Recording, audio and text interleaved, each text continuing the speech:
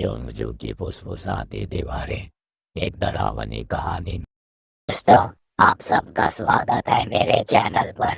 आज हम आपको सुनाने जा रहे हैं एक दिल दहला देने वाली कहानी, दो स्कूल की लड़कियों की जो साउथ कोरिया के एक पुराने शहर क्योंजू में रहती है। क्योंजू इतिहास और रहस्यों का शहर, जहाँ प्राचीन दीवारों के पीछे दबी है कई अनकही कहानियाँ।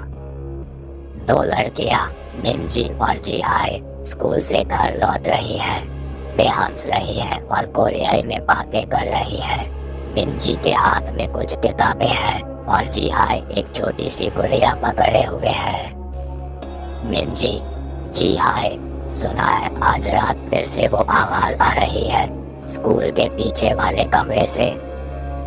जीहाई गुड़िया को कसकर पकड़ते हुए, हाँ मिंजी, मुझे भी डर लग रहा है। लोग कहते हैं वो एक भटकती हुई रूह है, एक बच्ची की रूह जो इस स्कूल की दीवारों में बंद है। कहते हैं उस बच्ची को यहीं पर स्कूल के पीछे वाले कमरे में बहुत समय पहले किसी हादसे में मार दिया गया था। मिंजी अपने आसपास देख रही है।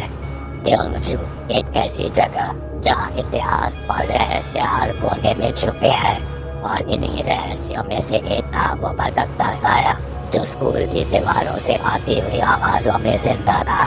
और आज मिंजी और जीहाई को उस साए का सामना करना था। लड़कियां एक पुराने पारंपरिक कोरियाई घर के बाहर रुकती हैं। घर थोड़ा जर्जर हालत में है और उसके चारों ओर एक अजीब सी शांति छाई हुई है।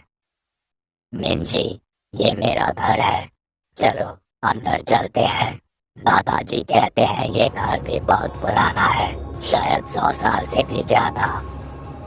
जीहाई डरी हुई आवाज में, शुक्रिया मिंजी, आज रात मैं बहुत डर रही हूँ। क्या तुम्हारे दादाजी ने कभी इस घर के बारे में कुछ बताया? कोई कहानी, कोई रहस्य? मिंजी थोड़ा सोचते हुए, हाँ, दादाजी कहते थे कि इस घर में भी कुछ अजीब सी चीजें होती हैं। कभी कभी रात में कदमों की आवाज सुनाई देती है और कभी कभी आवाज धीमी हो जाती है, कभी कभी फुसफुसाहटें भी।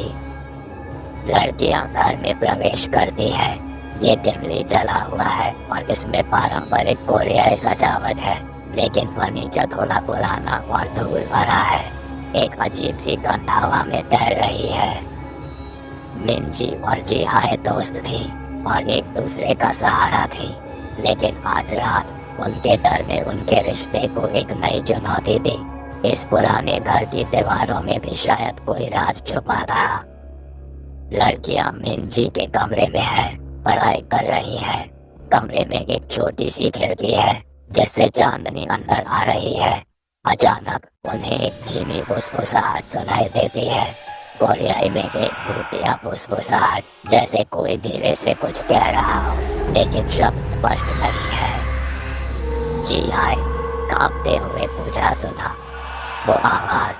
मिंजी घबराते हुए बोली, हाँ, मुझे भी सुनाई दी।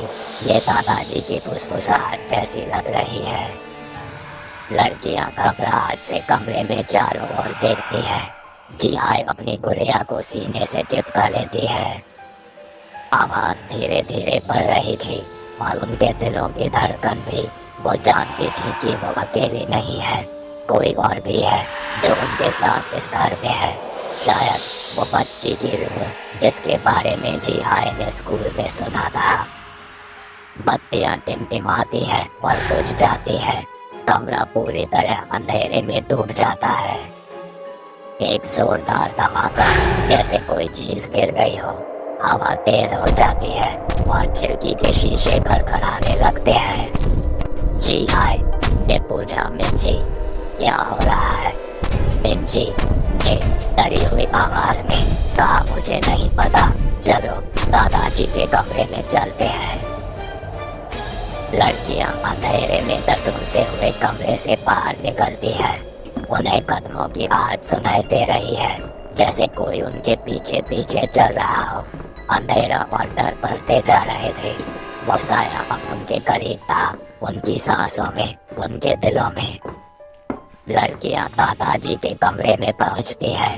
कमरे में एक छोटी सी लालटेन जल रही है जो कमरे को धुंधला सा प्रकाश दे रही है। दादाजी की एक पुरानी तस्वीर दीवार पर टंगी हुई है। एक बच्ची के रोने की आवाज बहुत धीमी और दूर से आती हुई सुनाई दे रही है। जी हाय की आंखें आतंक से चौड़ी हो गई।